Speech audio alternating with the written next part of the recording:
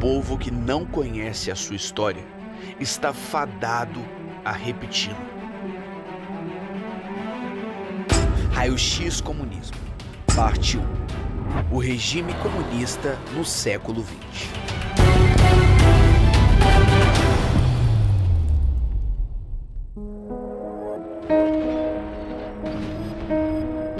Dentre todas as pragas que devastaram a humanidade, doenças, guerras, uma das mais mortais foi a ideia fantasiosa que se apropriou de milhões: a ideologia comunista. A irresponsável obra de Karl Marx, o Manifesto Comunista, prometia a utopia na Terra. Tudo o que precisava ser feito era modificar a sociedade e desbancar a classe dominante pela via da revolução violenta. O caminho para o paraíso era vermelho, regido sobre uma nova ordem social modelada pela destruição das crenças tradicionais, estruturas sociais, propriedade privada e governo. Para a história, foi o motivo de eventos de grandes proporções, como a Revolução Chinesa, Grande Fome Chinesa, a Revolução Russa, o Muro de Berlim, Guerra da Coreia, entre outros.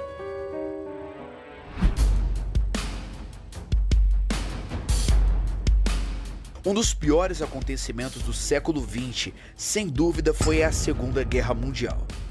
Porém, as nefastas cifras de morte da guerra não ultrapassam o número de mortes contabilizadas em diversos países comunistas, que superam em muito as medidas genocidas de Hitler. Enquanto esse tinha por alvo os judeus, os comunistas têm todas as religiões e classes sociais como alvos. O maior assassino dentre os vários ditadores comunistas foi o ditador da China, Mao Tse-tung, de acordo com a maioria das estimativas. O número estimado de mortes varia de 60 a 80 milhões, o que supera as vidas ceifadas pela Primeira Guerra Mundial e possivelmente a Segunda. Esses 60 milhões de mortes incluem guerras civis, proprietários de terras abatidos sob a política comunista de reforma agrária e supostos inimigos de classe, torturados e mortos por guardas vermelhos durante a Revolução Cultural.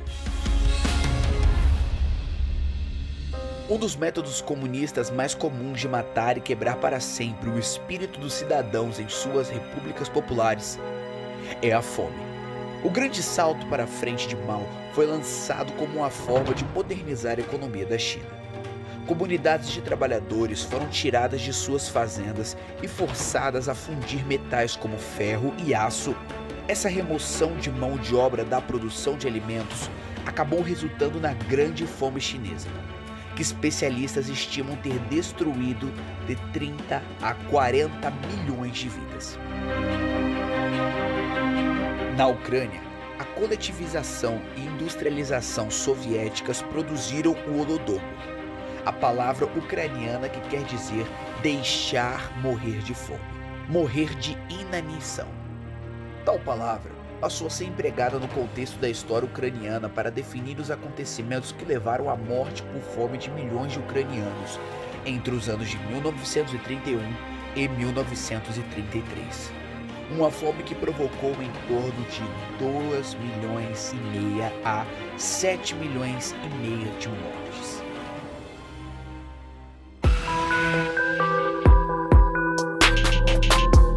Fontes apontam que Joseph Stalin teria matado a mais de 20 milhões. Embora este número oscile de 10 a 60 milhões. Stalin, o infame autor da expressão "a morte de uma pessoa é uma tragédia, 1 milhão de mortes é uma estatística", enviou aos campos de concentração e perseguiu milhões de cidadãos desleais. Ele também executou intelectuais e figuras políticas consideradas uma ameaça a seu poder, a fim de se estabelecer como única autoridade na Rússia. Ele foi até capaz de fazer essas pessoas desaparecerem ao apagá-las de fotografias e registros históricos. O total de mortes por Stalin supera o número de mortes no século XX por câncer no pâncreas, 17 milhões, HIV e AIDS, com 12 milhões e meio, e epilepsia, com 10 milhões, segundo dados da OMS.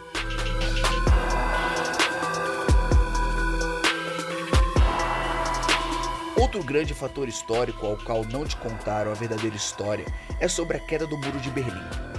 Contam que há 20 anos caiu um muro infame que separava as duas partes de um país. Mas esse muro foi erguido pelos defensores de uma ideia totalitária bastante citada nesse vídeo: o comunismo. Ao final da Segunda Guerra Mundial, a Conferência de Potsdam, em 1945, separou a derrotada Alemanha em zonas de ocupação pelos aliados. Os soviéticos, responsáveis pela derrota nazista no fronte oriental do conflito, ficaram com toda a parte leste do território germânico. O oeste foi dividido entre Estados Unidos, Inglaterra e França. Era o início da Guerra Fria. Apesar da capital Berlim estar situada no território controlado pelos russos, ela também foi dividida. Erguer um muro que isolasse Berlim Oriental foi a solução que os dirigentes comunistas encontraram para conter a fuga em massa do povo para Berlim Ocidental capitalista, que por sua vez enviou suprimentos, entregues por aviões para o povo que estava no lado vermelho e não tinha sequer alimentos. Estima-se que cerca de 5.000 pessoas foram assassinadas na tentativa de fugir do regime comunista em Berlim. Na Coreia do Norte não é diferente. O país mais fechado e repressivo do mundo é socialista, outro nome dado ao comunismo. Aqueles que conseguiram escapar costumam pedir aos governos que enviem ajuda alimentar, pois até hoje muitos morrem de fome naquele lugar. Alguns marxistas neo-ortodoxos descreveram as ondas de assassinatos que se seguiram às revoluções comunistas como resultados sistemáticos de revoluções bem-sucedidas. Por esta razão é que as revoluções comunistas foram acompanhadas de matanças sem precedentes. As lições verdadeiras importantes a serem aprendidas a partir da experiência comunista é que essa ideologia já provou ser um grande erro e o sonho socialista não passa de um era uma vez. Conhecendo o passado, compreendemos o presente e assim podemos mudar o futuro.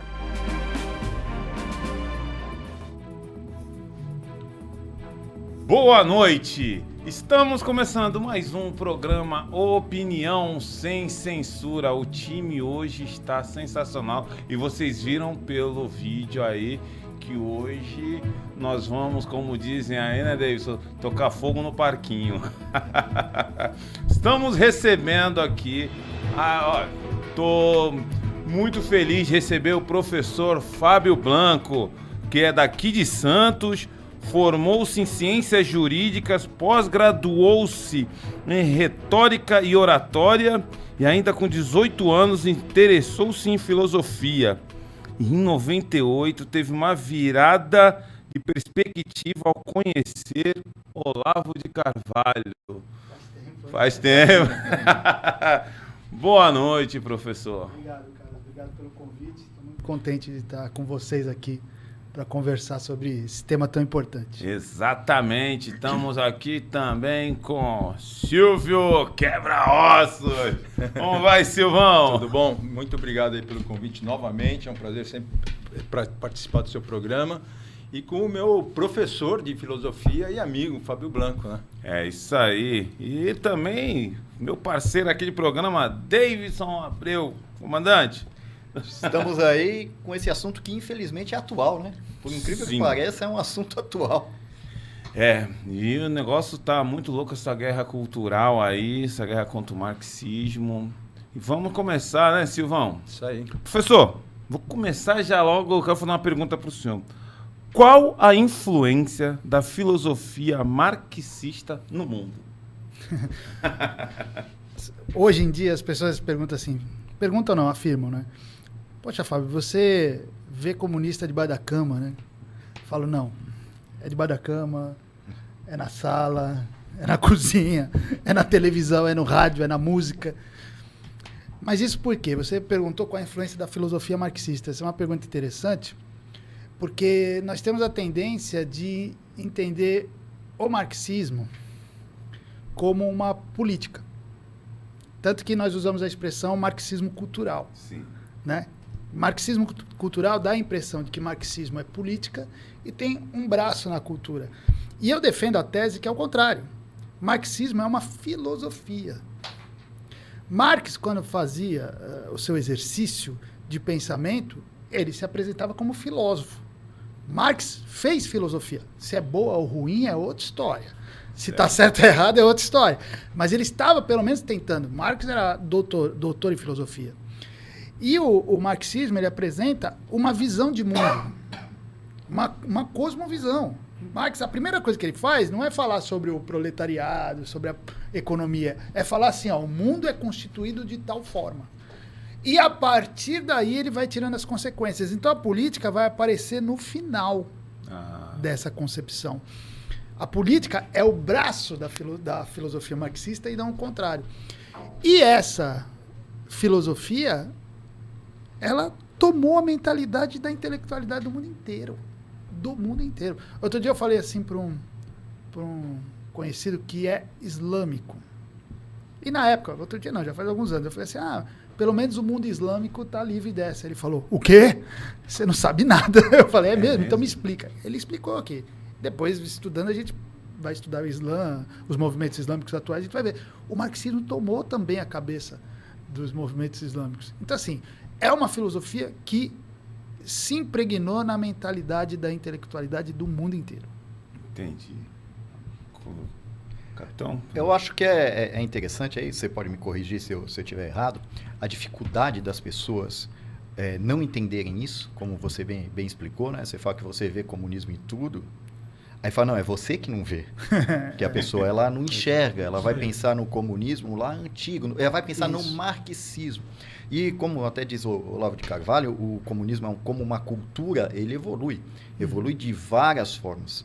Ele vai lá captando os seus adeptos aqui e ali. Então, ele começa com o marxismo, que rapidamente já vai evoluir para o gramscismo, o stalinismo, o leninismo antes, o stalinismo, o maoísmo na China. Depois a escola de Frankfurt já vem com uma outra visão. Vem a New Left, que vai já pegar o grande inimigo do comunismo, que era os Estados Unidos. Então vai lá aquele cavalo de Troia. E hoje o movimento woke.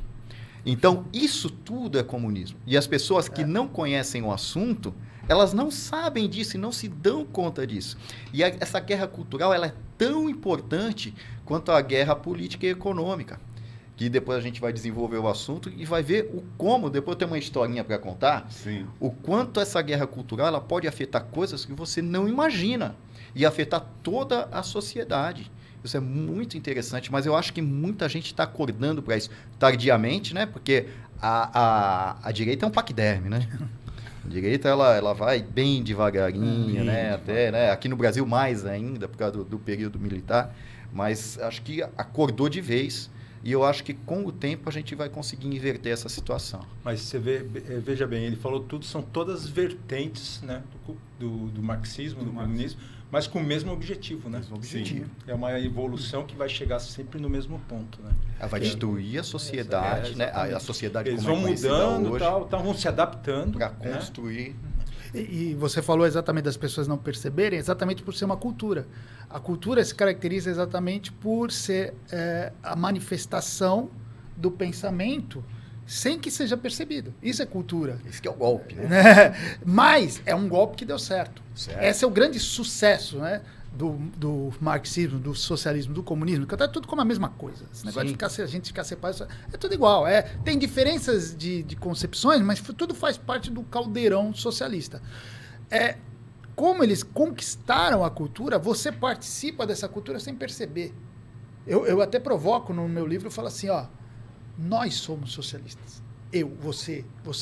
Nós falamos como socialistas, nós pensamos muitas vezes como socialistas e não percebemos. Por quê? Porque é a cultura na qual estamos inseridos, na qual fomos instruídos. É como se você nasce, cresce na Idade Média, ou até nos períodos posteriores da Idade Média no Ocidente, você tem a cultura cristã. Você fala termos cristãos, Sim. ideias cristãs, sem nem perceber. Hoje, nós falamos as ideias marxistas, socialistas, sem nem perceber que são, sem nem saber que são. Sim, e eu posso, na área da segurança, eles trabalham com muitos jargões, muitos bordões. Você vê que rapidamente já está. Eles têm uma rede muito grande de contatos e que o que um fala, rapidamente todos estão falando. A gente vê, ninguém larga a mão de ninguém, não vai ter golpe, e etc. A gente pode elencar um monte. Esses são diretamente políticos. E outros que são culturais, principalmente na área da segurança, você vai ver, cadeia não resolve, cadeia é a universidade do crime, arma mata. É sempre o mesmo discurso, né? Isso, mais escola. Se tivesse mais escola, teria menos crime. E são tudo infundados, são tudo teorias infundadas, mas que de tanto falar, a pessoa comum, o senso comum, ele absorve e vai repetindo. Então, nós somos parte socialista sem nos darmos conta, por causa dessa ação deles, que é muito eficaz e inteligente. Porque é o meio cultural. Porque é cultura. É o meio cultural. Exatamente. Por ser cultura. Que é ignorado pela gente. Se fosse política só, não teria se feito. Não. Tanto que, na história do Ocidente, por muito tempo, partidos comunistas foram, inclusive, marginalizados. Houve épocas inteiras que era proibido você ter um partido comunista. E ainda assim, o comunismo sobreviveu. Por quê? Porque não é política. Se fosse política, não sobreviveria. Você acredita que o maior erro da nossa direita é esse? De toda a direita. Do mundo inteiro. Do mundo inteiro? Do mundo inteiro. De encarar o marxismo como política. E, na verdade, é cultura. É cultura. A parte política, se nós formos ver a parte política dos partidos socialistas, é a mais leve. O partido hoje, você pega um PT no governo, agora é menos, né? Agora parece que eles vêm com um pouquinho mais de sangue nos olhos. Mas se você pega os governos socialistas, quando tomam poder, você não vê muita diferença na prática dos governos de direita. Assim, faz a mesma coisa, economia. Então, a parte mais radical não está na política. E aí, se você bate na política, você não está batendo no coração do marxismo. Você está batendo só na manifestação exterior. Sim. Agora, lá, na cultura, na inteligência, na intelectualidade, no pensamento, é ali que está o problema. É o que nós estamos vendo no meio dos jornalistas, dos artistas, até atletas. E a cultura agora está entrando... Não era, né? Os esportes eram meio... ficavam meio à parte disso. Agora até nos esportes eles estão entrando. E se infiltrando nas universidades. A cultura, né? A universidade já foi todinha tomada. Né? Todinha. Se preocupam muito. Na educação como um todo. Como um todo. Desde pré-primário. E cometem um erro porque se preocupam muito nas universidades públicas, mas nas particulares também. É muito grande. Porque vem da escola. Vem. Aí depois estão se infiltrando nas instituições militares, que era até então uma barreira para eles. Aqui no Brasil, principalmente, era uma barreira para eles. Então eles começam lá, tanto é que nós participamos de uma audiência pública. A audiência pública é uma farsa, né? Mas nós... Um teatro. Eu lembro que isso daí deu um grande rebuliço aqui em Santos. Teve uma audiência pública e foi num campo isento, tá? Numa universidade federal.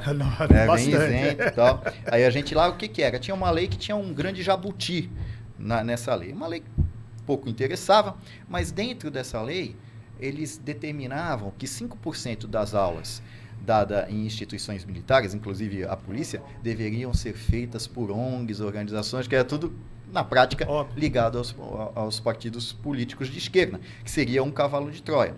Como isso daí envolveu a polícia ficou sabendo, é uma audiência pública, quem quisesse ia lá. E eu me lembro que é muito chato uma audiência pública, você vê lá a pessoa lendo a lei, depois aí vai lá na frente para falar.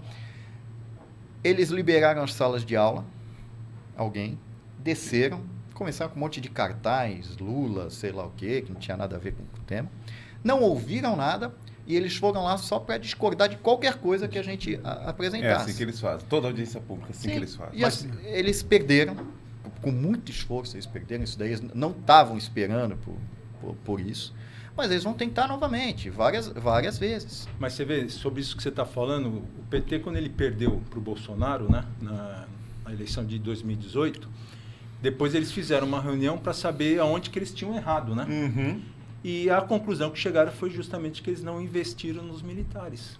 Sim, Exatamente. sim. E hoje o que acontece? Né? O que vem acontecendo já? Estão investindo. Como aconteceu na Venezuela? Exatamente foi o que aconteceu. Sim, A Venezuela foi Você não investindo toma um país sem exato, você não toma um apoio, país exatamente. sem apoio popular e sem o apoio das Forças militar, Armadas. exatamente. Sim. Exatamente. Não O professor Olavo de Carvalho, uma certa vez, ele falou que Sarney, quando ele assumiu, ele tirou da grade dos militares a matéria de combate ao comunismo. Então ali já era eles tirando isso daí como comunismo não existe, nós vencemos o comunismo, então não tem necessidade de nós atuarmos nisso aí. Foi um grande erro, porque eles só cresceram e hoje a gente está vendo o jeito que está nosso país. E na sua opinião, o que nós temos que fazer para combater essa cultura? Complexa. Estudar. Vai um programa. Se eu tiver resposta. Né? Eu só consigo dar conselho no nível individual, né?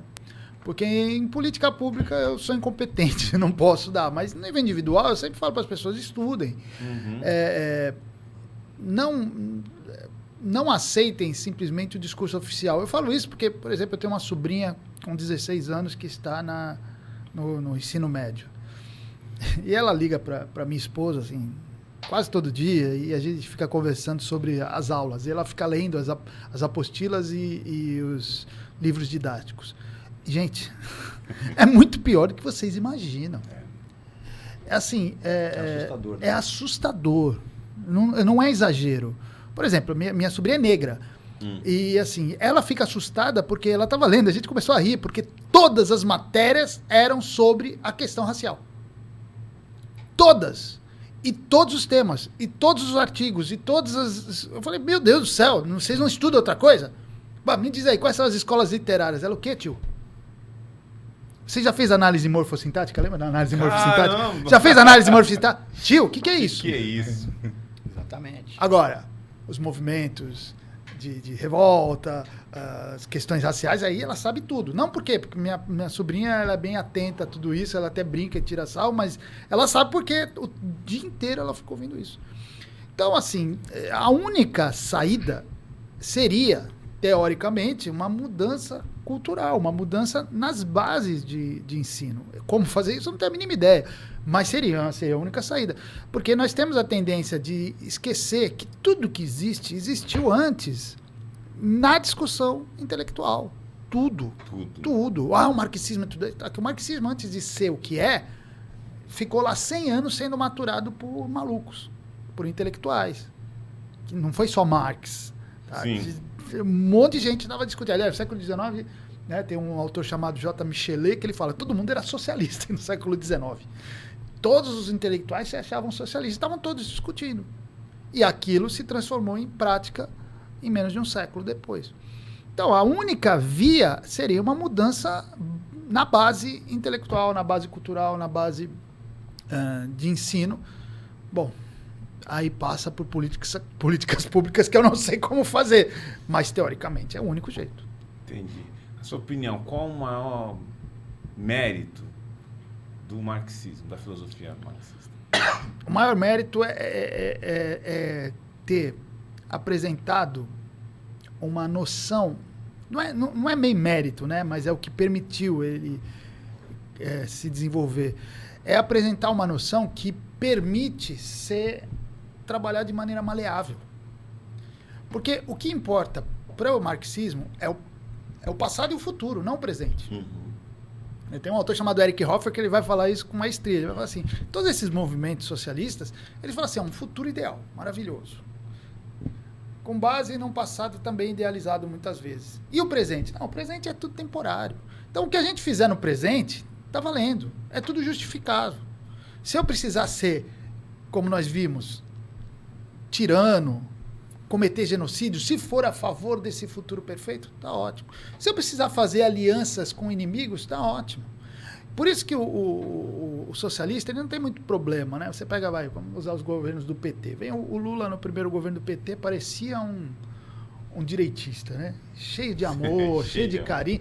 E para o esquerdista, ele olha assim e fala assim, isso aí tá funcionando, isso aí vai colaborar para o processo, isso vai colaborar para aquilo que nós estamos... Então, tá bom, vamos nessa.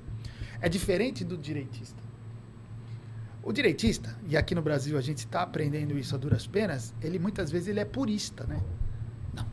Não me misturo, não faço Sim. acordos, tal, eu sou puro. E aí, tudo bem, bonito, valoroso, só que isso não permite o desenvolvimento avanço, político, o avanço político. O último governo teve muitos exemplos disso, de a incapacidade de fazer, às vezes, os acordos que precisam ser feitos. E a esquerda não tem problema. Porque para a esquerda não importa hoje. Hoje é o seguinte, só serve assim, está colaborando para o movimento, está colaborando para o nosso ideal, então pode colocar em prática.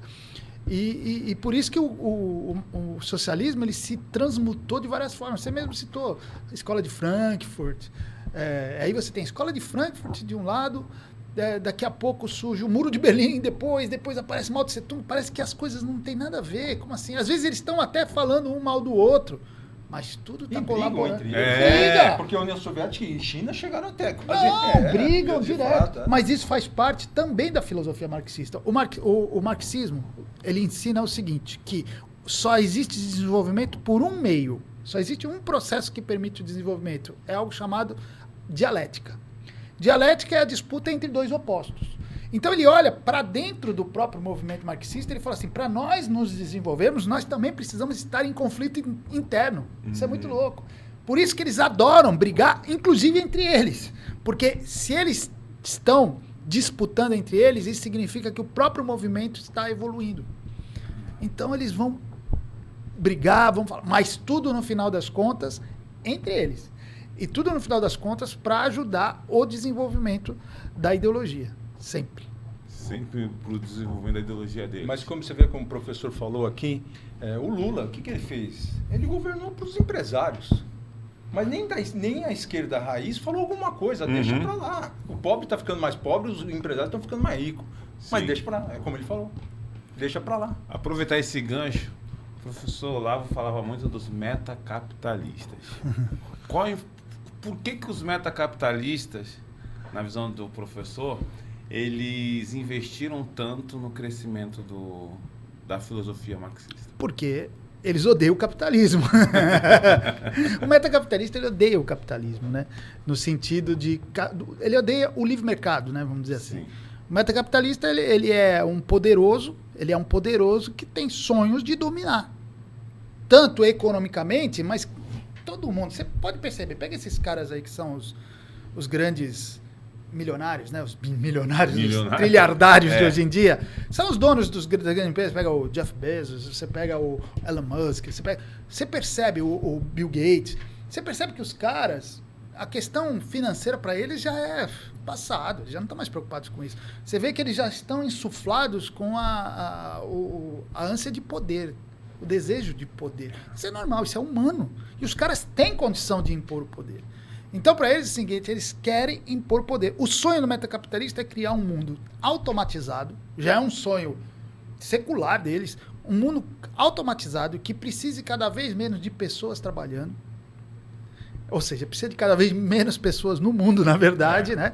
E um mundo automatizado que os sirva e que eles possam viver da maneira como eles querem. Isso é um metacapitalista. Ou Agora, seja, a nova ordem mundial. não é isso. E aí, Essa é a realidade. você tem os caras com dinheiro, com poder, com a loucura, com o sonho de colocar isso em prática. As pessoas falam assim, Fábio, mas será que eles vão fazer isso? Eu falo, depende deles quererem ou não. E, inclusive, muitos desses caras mexem com ocultismo e tal. Aí a pessoa fala assim, mas, pô, isso aí não existe, ocultismo. Eu falo, tudo bem que não existe, pode não existir, mas se ele acreditar que existe, basta.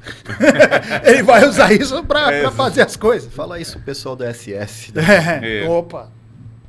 Então, a questão não é se existe ou não, A mas é que importância eles acreditavam exatamente. e usavam Exatamente. essas ideias a favor deles.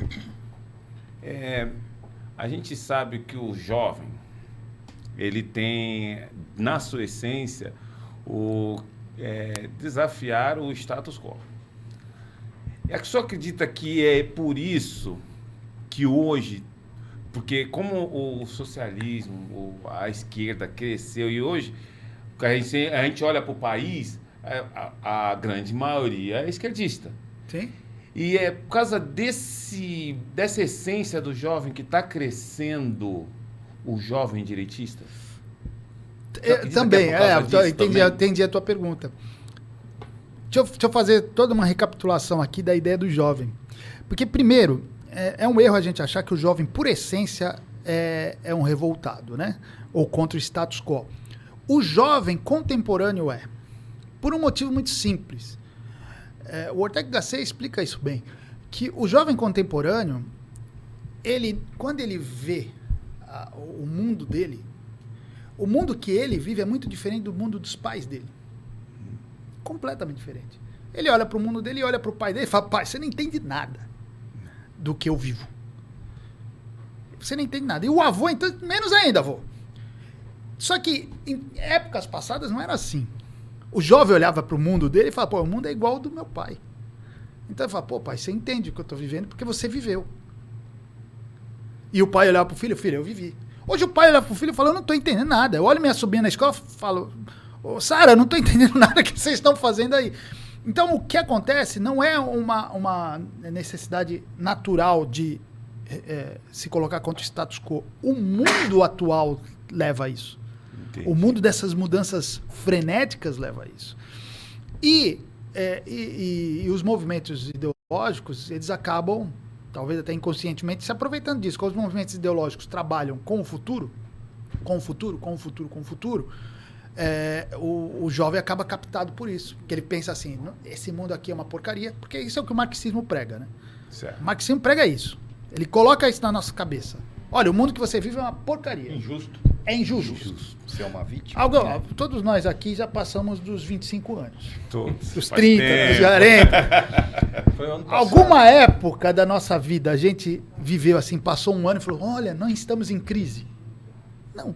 Sempre vivemos em crise. Sempre. Agora, é crise real? A gente tem que parar para pensar, porque assim, a retórica da crise, às vezes ela parece que ela é imposta. Para quê? Para que haja a sensação de que o mundo é uma porcaria, de que o mundo vai cair. Se vocês querem entender uma ação, qualquer ação ideológica, pense assim, o objetivo deles é destruir o capitalismo. Sim. Básico. Pode ver. Ambiental, qual é o objetivo? Destruir o capitalismo. Política de gênero, destruir o capitalismo. Tudo é destruição do capitalismo. No final das contas, sempre vai cair nisso.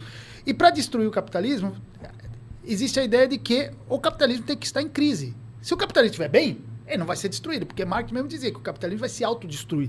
Então, assim, olha, estamos em crise. Então, o jovem, ele olha assim, o meu mundo está em crise. E aí ele olha para o futuro, porque quem promete o futuro melhor não é a direita. Não. É a esquerda. A esquerda promete o futuro melhor. Então ele olha assim, olha, meu mundo é uma porcaria, esse mundo que meus pais deixaram para mim é uma porcaria, é uma opressão. E existe toda a questão de identificação, né, identidade das pessoas num mundo louco. Aí ele olha para o mundo, vê, aí vem o pregador comunista e fala, se preocupa, no futuro você vai ter um mundo igualitário, você vai ter um mundo mais bonito, não é esse mundo feio dos seus pais. E ele se agarra nisso. Só que o comunismo, ele se tornou uma cultura. E a partir do momento que ele se torna uma cultura, ele também vai se cristalizando em algumas partes. Então o jovem também, de alguma maneira, começa a olhar para o discurso socialista como mais do mesmo. Porque ele olha para os pais dele, provavelmente, e muitas vezes os pais dele têm discurso socialista. Sim. Pô, socialista já existe há bastante tempo. Os pais de hoje, estavam aí nos anos 80 crescendo. Entendeu? Então, a maioria dos pais aí é meio socialista. Então, o jovem olha e fala, meu pai é comunista, cara. Vem com aquele papo de comunista. Aí, o que ele vai fazer? Vou pra contracultura. Você de direita. Isso e aí mesmo. fica toda hora nesse jogo. Mas eu acho que influencia, assim. Eu acho que o jovem de direita hoje muito tem disso, dessa sensação de que está se colocando contra o status quo. O status quo comunista, o status quo socialista. É uma esperança, no final das contas. Né? É onde eu vejo também uma esperança. Estou num grupo com alguns... Eu sou o único velhinho do grupo. E eu fico admirado isso daí deles. Tem um rapaz, ele é de Minas também, ele tá na PUC. Ele faz questão de ir com a camisa do Bolsonaro, com a camisa do Brasil. meu partido é o Brasil. O jovem é provocativo. Ele já é provocativo. E eu até cheguei, eu voltei para a universidade agora, né? Desde a pandemia eu tranquei minha matrícula e voltei. Eu falei assim, vou nesse embalo aí. E eu tenho identificado alguns jovens também. Eu fui para a sala do primeiro dia, fui para a faculdade com a camisa escrito mito, foto do Bolsonaro. No segundo dia, o pessoal ficou me olhando meio esquisito. Só que no segundo dia eu já comecei a identificar alguns com a camisa do Brasil, sabe, escrito Brasil, bonezinho do Exército. Eu falei assim, opa, já estou influenciando alguém. E está crescendo esse movimento. E eu acredito que a nossa direita tem que ir neste... Não pode perder essa. Não pode, tem que aproveitar agora e para poder pensar num futuro melhor, porque se a gente não fizer isso, as coisas vão ficar... Eu acredito que se a gente não se mover da forma correta, nós não vamos ter um bom futuro no Brasil. É uma questão... Mas eu acho que esse movimento é um movimento que já não tem mais retorno, assim, Não tem mais. ruim. Né? Já começou, entendeu? A pessoa não vai deixar de ser direitista ou de pensar como um direitista por causa de questões de eleição. Pelo contrário, quando está na oposição é até mais fácil fazer isso, tá? Muito mais. Porque quando você está na situação, você tem que ficar segurando certas broncas que não é fácil defender. Para trabalhar com jovens, ótimo. Estamos na oposição? Beleza. Olha aí. Só você falar aí, o cara está aumentando imposto. Exemplo, né? O cara está aumentando imposto e olha os teus jornalistas aí, tudo defendendo o aumento de imposto. Nunca vi isso no mundo. Jornalista defender aumento de imposto. Aí. Por quê? Então, não são jornalistas, são militantes. Pelo amor de Deus, defender o aumento dos então, impostos. Tem que trabalhar com esse pessoal mesmo. E Eu tem. não sou tão otimista assim. Eu acho que a direita ela tem que aprender muito com a esquerda. Ela não pode perder essa oportunidade. Não. Ela tem que trabalhar nas bases mesmo, tem que trabalhar no jovem, ela tem que retomar o meio cultural, ela tem que retomar esse meio da universidade, se organizar ali. Sim. Porque muita gente não é nada, é alheio. Então, essas pessoas que são alheias, elas são facilmente capturadas. E a esquerda já tem uma estrutura pronta há décadas para capturar essas pessoas. E ela sabe onde ela vai atacar. Você gosta de quê? Você gosta de teatro? Você gosta de música? Você gosta do quê? Gosta de festa? Gosta de droga? Gosta do quê? Ela vai na capturar. E a direita, ela não tem muitas armas para o jovem. Né? Fala, você gosta de droga? A não ser que você seja um liberal radical aí, né? Então, nós temos que nos organizar. A direita, ela tem que ser organizada no mundo. Parece que na Califórnia, né? Da Disney lá, eles já estão se envolvendo nessa parte, já estão retomando algumas universidades. Lá tem um movimento muito forte e algumas lideranças jovens, Ben Shapiro e outros tantos aí que aparecem. E o Brasil tem um problema muito sério, que eu não sei como nós vamos resolver isso, que é a questão de dinheiro. O brasileiro, o empresário brasileiro não tem cultura de bancar.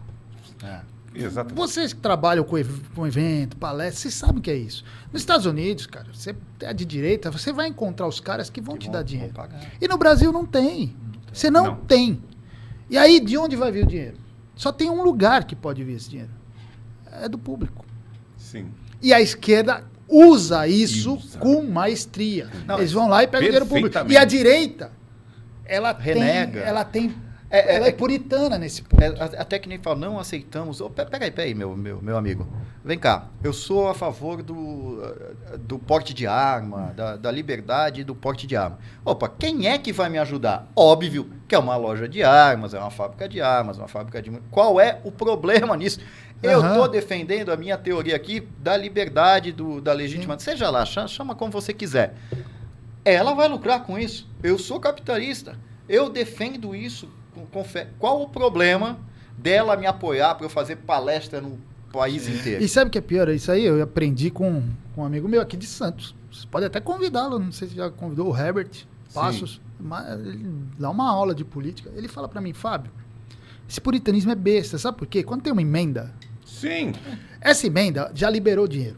Se você não usar, vai vir outro e vai usar, porque esse dinheiro tem de ser usado. Ele não pode voltar. Exato. Então, quer dizer, você fica com puritanismo, não usa para uma causa nobre, vai uma ONG qualquer lá, e usa para as porcarias dele. ONG. A esquerda toda usa, né? Não, outra Mas coisa, aí- ONG de direita. Não tem. Não tem. Ó, eu cheguei Eu não me numa- misturo com o Estado. Isso é bonito no uma papel. reunião e falei Isso é sobre isso. pra mim que escrevo o livro, não é para quem atua Nós na precisamos política. abrir uma ONG. Não aceito fazer assistencialismo. Eu falei assim, gente, como é que vocês querem captar as pessoas da comunidade sem assistencialismo? Porque eles já está impregnado nisso Claro, neles. é. Então não tem como eu chegar lá e falar assim, o conservadorismo, a direita, fazer uma palestra. Eles não vão te ouvir. Aqui no Brasil, ainda, nós somos um pouco confusos nessa parte. Nós misturamos intelectualidade com ação prática. O trabalho do intelectual não é para hoje. Sim. Todo trabalho intelectual é para a posteridade. Pra posteridade. O Marx morreu, não tinha nem lançado o Capital. Quem lançou foi o Engels depois que ele morreu. Então, assim, o trabalho do intelectual é para o futuro. Eles misturam, eles pegam conceitos liberais, anti-estatais e querem aplicar. Não, se você quer que as pessoas aprendam a não gostar do Estado, você escreve livros e espera que daqui a 3, 4 gerações isso impregne. Mas hoje não é assim, a cultura é outra. Hoje é dinheiro, você tem que fazer ONG, você tem que fazer assistencialismo, você tem que buscar dinheiro do Estado e pronto. E você Exato. vai trabalhar com a Outra realidade. coisa, pegar o dinheiro do Estado para o bem. Exato. pegam O dinheiro para vai mal. já estar Exato, disponível. exatamente. Vai ser usado. Exatamente. Exatamente. Não, aí o que acontece? Uma boa pergunta, quase ninguém fez essa pergunta, aí o Mota fez, né? O Mota da Jovem Pan, ele é da área da segurança pública, ele perguntou numa sabatina do ex-governador que tentou a reeleição aqui em São Paulo, ele perguntou, olha, tem 3 ou 4 ONGs que são ligadas aí a fiscalização, ou sei lá o quê, a Secretaria da Segurança Pública. Ah, sim, nós trabalhamos com, né, com a sociedade e tal. Todas essas ONGs são de esquerda. Todas. Todas. Por que não tem nenhuma ONG de direita? Poxa.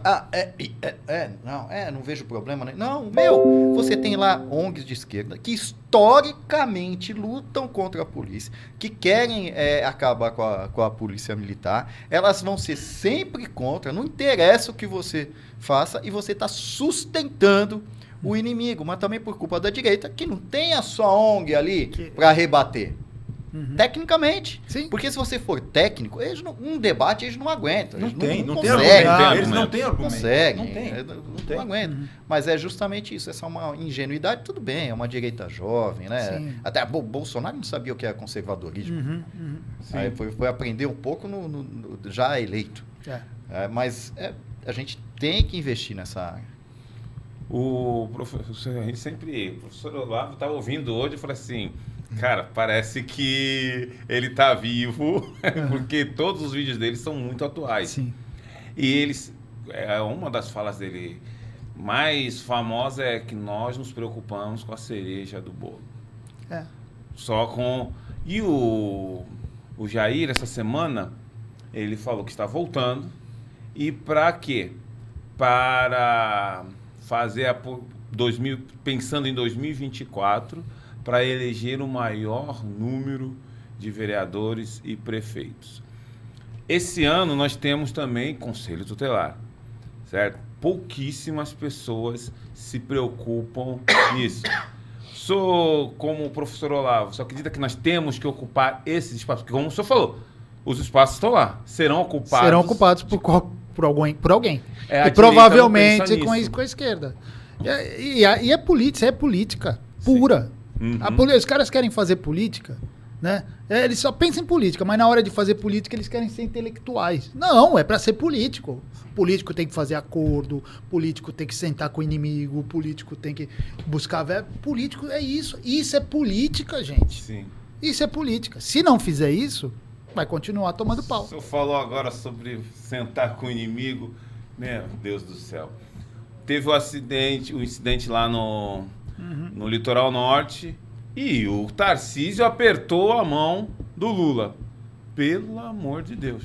O Tarcísio é governador. As pessoas esquecem. O Tarcísio não é mais candidato. O Tarcísio é governador. Ele é governador de direitistas e esquerdistas. Exato. Ele é governador do estado de São Paulo.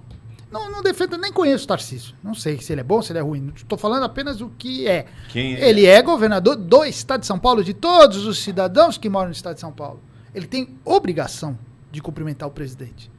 Ah, é o presidente que a gente não quer? Paciência, é o presidente. É o presidente que tá lá. temos agora. Então ele tem obrigação de fazer isso. E ele está fazendo, fez ali. É a liturgia do cargo. A liturgia do cargo existe exatamente para essas coisas. E se tiver que fazer acordo de atuação, porra, tem gente lá, soterrada, morta, família desabrigada, tudo. Ah, não vou fazer acordo. Meu Deus do céu. É até desumano pensar assim. Exatamente. É isso que a direita não pode ter. A direita não pode cair nisso, né? O que caracterizou sempre a direita, o liberalismo, é ser mais realista. E, de repente, os caras não sendo realistas, estão sendo idealistas. Mas ser idealista é coisa de comunista, pô. É o extremo, né? É o extremismo. Isso é o extremismo. É a extrema direita, né? Que ainda é muito forte, está muito forte ainda, por causa dessa falta de conhecimento intelectual. É verdade. Mas é o que está verdade. sendo falado, né? Se você não tomar providência, você perde o espaço, justamente para a esquerda. Exato. Você tendo uma ONG, porque geralmente as ONGs, né? Boa parte delas, não vou... Pega esse dinheiro e sabe que é desviado, que é não sei o quê, que é feito para ações que não são boas para o Estado, para o cidadão e tal. Ah, não, a ONG de direita vai ser justamente o exemplo. Nós vamos investir no cidadão, nós vamos dar base, nós vamos dar... Seja lá qual for a ONG, né? É isso que a direita não pensa, cara. Não vou pegar. Mas eles pegam. Mas não pensam nem em abrir a ONG. Exatamente. Nem abrir, Não, né? eles são totalmente É avessos. contra, exatamente. a Eu não sei o que a ONG. direita quer. Ela não quer estudar. Porque eu já trabalhei com um monte de gente ligada à direita que não gosta de estudar Mas também. são esses que não querem. Então, É aquele extremo. Eles querem estar na acham que política, Isso. não quer estudar. Mas, ao mesmo tempo, estando na política, não quer fazer política. É. Então quer fazer o quê? Não, e ele quer ser do Estado, né? Então ele quer ser do Estado. Ele não quer, ele tá renegando o Estado com uma ONG, mas ele quer receber do Estado. Então, eu Sendo- não consigo entender. Espero que isso mude Beleza. com amadurecimento, né? E como a gente faz para mudar isso daí? Vou eu de novo. Como? Como podemos fazer isso daí? Eu só consigo olhar o lado cultural mesmo, Sim. Carlos. É, realmente, assim, não é fugindo da resposta, mas é que, assim, eu não tenho experiência política, né?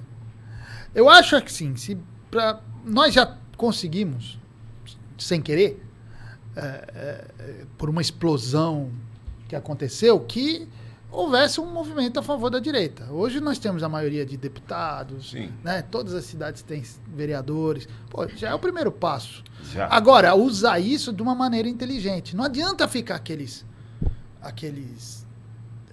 deputados lá se isolando numa igrejinha de direita ou numa igrejinha bolsonarista, não fazendo política, fazendo campanha durante 4 anos.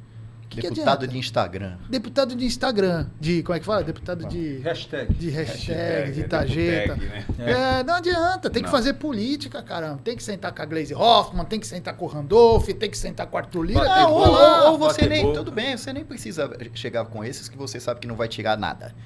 Mas tem o meio termo. Tem o meio aquele- termo, Que é sim. a maioria. A maioria lá é o meio É, termo. o famoso centrão, Você- não. Isso, meu. Você vai ter que. vai ter Você tem que funcionar. dominar essa parte para conseguir os seus Mas eles são objetivos. tão espertos, o outro lado é tão esperto, que quando o ano passado, os 4 anos, houve essa tentativa, pelo menos da parte do executivo, de aglomerar ali, juntar-se ao centrão, qual era o discurso? Ah, se juntou ao centrão.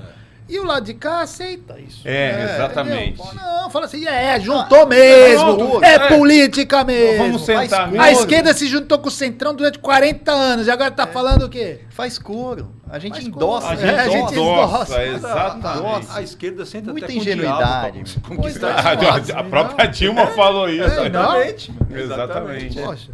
Gente, o Max já apareceu ali falando assim, só tem mais 5 minutos. Eu falei, que é Não isso? brinca. Sério, eu quero contar uma historinha. Conta a história.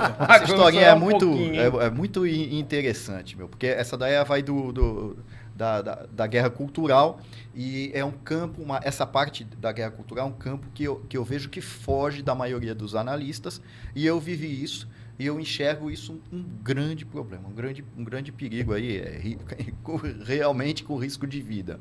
Quando eu estava lá na faculdade, lá por 2002, 2003, tá, faculdade de Direito, aí tinha um jovem professor que era juiz substituto, então ele tinha sido recém-possado aí da magistratura, é um bom professor lá, o professor Frederico, se estiver vendo aí, eu tenho muito apreço por ele, apesar de não concordar com essa posição, e ele deu lá um tema na classe lá para ser debatido. E o tema era o seguinte: tá tendo um bloqueio da polícia, né? Um bloqueio de trânsito. Aí o policial para um carro e pede pro motorista descer do veículo que ele vai vistoriar o carro. O motorista está com os documentos em dia, dá os documentos pro policial e se nega a deixar que ele reviste o carro. Tranca o carro e se nega que o policial revista o carro à revelia do motorista. Revista o carro à força. E encontra no porta-mala 100 quilos de cocaína. Era exatamente isso, 100 quilos de cocaína. A pergunta era se essa prova que ele pegou era legal ou ilegal. Eu tinha um policial aposentado, tinha um ex-policial, tinha outro. É inquestionável. Obviamente, essa prova é legal. E ele disse que não, essa prova era ilegal. E ele fez uma prova com essa mesma questão, sabendo que a gente, e nós fomos lá que essa prova era legal. Era óbvio, essa prova é legal. Por que essa prova é legal? Preciso falar aqui rapidamente. Porque, primeiro, que carro não é reconhecido como residência. Você não precisa de mandado de busca e apreensão para você abordar um veículo. Até mesmo para verificar se está faltando alguma coisa de trânsito nele. Segurança, né? Segundo, que mesmo se fosse um domicílio, algo que precisasse de um mandado, o tráfico é crime permanente. Então, o crime permanente, ele te autoriza. Ali, ele está sempre em andamento. Então, ele autoriza. E segundo, também que é uma questão de flagrante. O flagrante também quebra qualquer potencial abuso de autoridade. É nítido. Ele deu errado na prova, a prova valia 2, nós tiramos 8.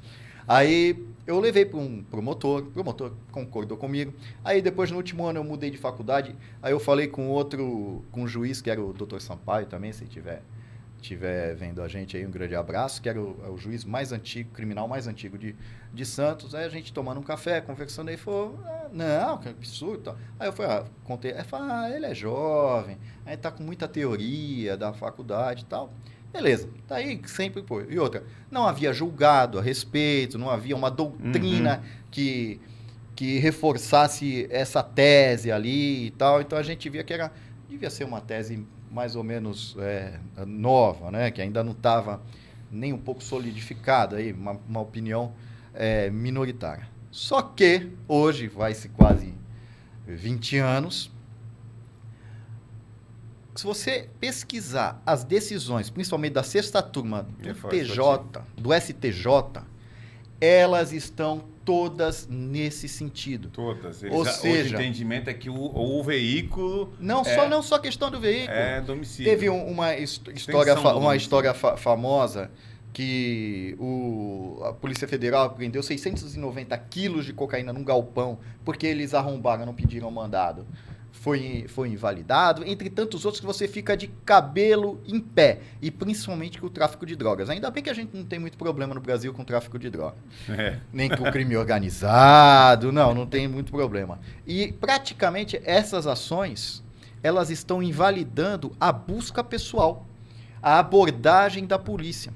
E no nosso sistema de polícia, a grande maioria, a enorme maioria dos flagrantes são de busca pessoal. Aí isso acaba o quê? Isso começa a se tornar jurisprudência, isso começa a ficar fácil para os advogados, libera do crime, e tem um segundo plano, que é o quê? O abuso de autoridade. Vai ter um momento que, isso aqui está pacificado, é abuso de autoridade. O que acontece? O policial, quando começar a sofrer essas sanções, ele, peraí, não vou mais pagar aquele carro, não vou pagar aquela moto. Só que não é só droga que anda no carro. Há armas, sim, há sequestros, uma explosão de sequestros aí por causa do Pix. Sim. Passar alguém lá, você rezando ali, pelo amor de Deus, uma viatura me para aqui, ou uma viatura para que meu carro foi roubado, para meu carro. Isso já começa a ficar mais difícil de acontecer. Então, isso tudo é o quê? É a guerra cultural. Sim. Esses estudantes chegaram no meio. meio. Começou agora. Começa primeiro atrás. na intelectualidade. Nos autores, nas doutrinas. Tá lá. Contando uma história de 20 anos. Só que a doutrina... Que era um absurdo pra gente ali, foi o maior absurdo. E no final... Professor, antes de qualquer coisa, tô aqui já... O senhor faz o livro, faça o merchan do seu livro. Chegou ontem pra Chegou mim. ontem, que bom. Comecei a ler já, sensacional. Eu recomendo. Sensacional mesmo. Sensacional mesmo. Não é porque é meu professor de filosofia e amigo, mas é... Professor, você vai ter que vir mais vezes. Convidar, Com pô, certeza. Eu tô porque- tão perto aqui, né? Porque para 1 hora de programa voa. Tem muita coisa pra gente falar.